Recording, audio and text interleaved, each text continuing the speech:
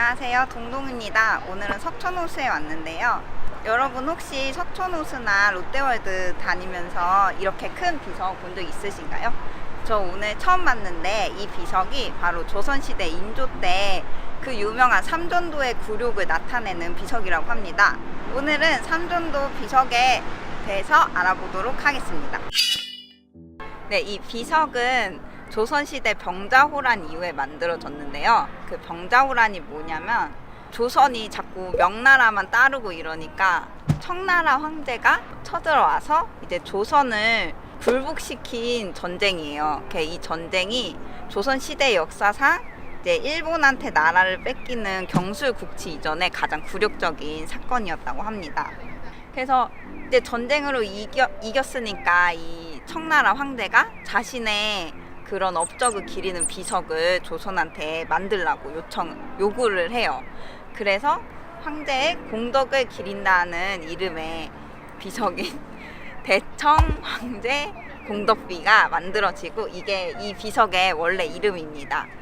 그런데 이제 이 비석이 문화재로 지정된 건 1960년대였는데 이 1960년대가 한국전쟁이 있고 얼마 안 된 시기잖아요. 막 한국전쟁 끝나고 정신없는 시기에 국민들의 마음이 되게 슬픈 시기잖아요. 전쟁에서 다 피폐해진 그런 상태에서 청나라한테 조선이 진 걸 기리는 비석을 이름으로 만들면 얼마나 별로겠어요. 저도 내용 보니까 별론 것 같은데, 그래서 이 비석이 원래 있었던 삼전도 이름을 따서 삼전도비로 문화재에 등록되었다고 합니다.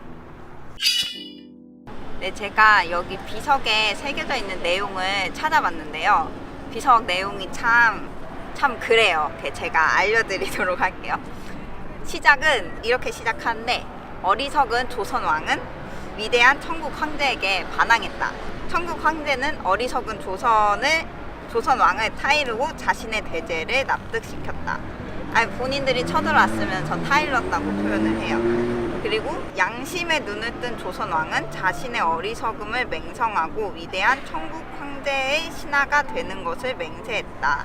황제한테 진 게 이제 어리석음을 깨달았다고 표현을 하고, 이제 네 번째가 가장 별론데, 우리 조선은 이 천국 황제의 공덕을 영원히 잊지 않고 또 천국에 반항한 어리석은 죄를 반성하기 위해서 이 석비를 세우기로 한다 라고 끝내고 있습니다. 병자호란이 끝난 후 이제 조선 왕인 인조가 청나라 황제 앞에서 상계구고 두례를 그런 예법을 행했는데, 이제 이 예법이 청나라 입장에서는 왕한테 신하가 하는 당연한 예절이었다고 해요. 근데 조선 입장에서는 어떻게 저런 외랑캐한테 오랑캐 네. 저 오랑캐한테 감히 우리의 가장 최고 존엄이 왕이 무릎을 꿇고 절했다는 건 되게 치욕스러운 사건이었죠.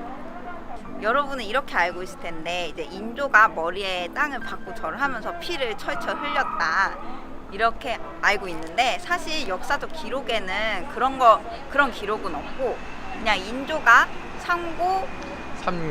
삼계 구고 두례를 행했다라는 기록만 있다 합니다. 그래서 피를 흘렸다는 게 와전된 내용이지 않나 싶습니다. 네, 삼전도비가 있는 곳에 오시면 이렇게 거북이가 두 마리가 있어요. 이 거북이를 귀부라고 부르는데, 하나는 이제 위에 몸신이라고 부르는 그 비석이 비신이라 부르는 비석이 없고, 다른 쪽에 더 크게 비석이 있어요. 청나라가 요청을 했잖아요, 비석을 만들라고. 그래서 요청이 아니고 욕을 해서 비석을 만들어 놨더니, 그러니까 거북이 모양 만들어 놨더니 이거 너무 작다, 더 크게 만들라고 요구를 또 했고, 그래서 이렇게 큰 비석을 새로 지었다 라고 합니다. 얘는 이제 비석이 없는 거죠. 그리고 이건 재미로 알아두시면 되는데요. 이 거북이들을 보면은 되게 움츠려져 있고 둥글둥글하고 순하게 생겼어요. 그 고대 국가가 잘 나갔을 때는 거북이들이 되게 활기차게 생겼는데, 국가들이 되게 막 전쟁에서 지고 힘들 때는 이렇게 움츠러진 거북이들을 만들었다 합니다. 오늘은 우리가 이름은 잘 알고 있지만 실제로 어디에 위치해 있는지 모르는 참전도피에 대해서 알아봤는데요. 이 비석에 적혀있는 내용이 사실은 우리한테 되게 굴욕적인 내용이지만 그래도 이런 것도 우리의 역사잖아요. 그래서 잘 지켜지고 보존돼야 해야겠죠?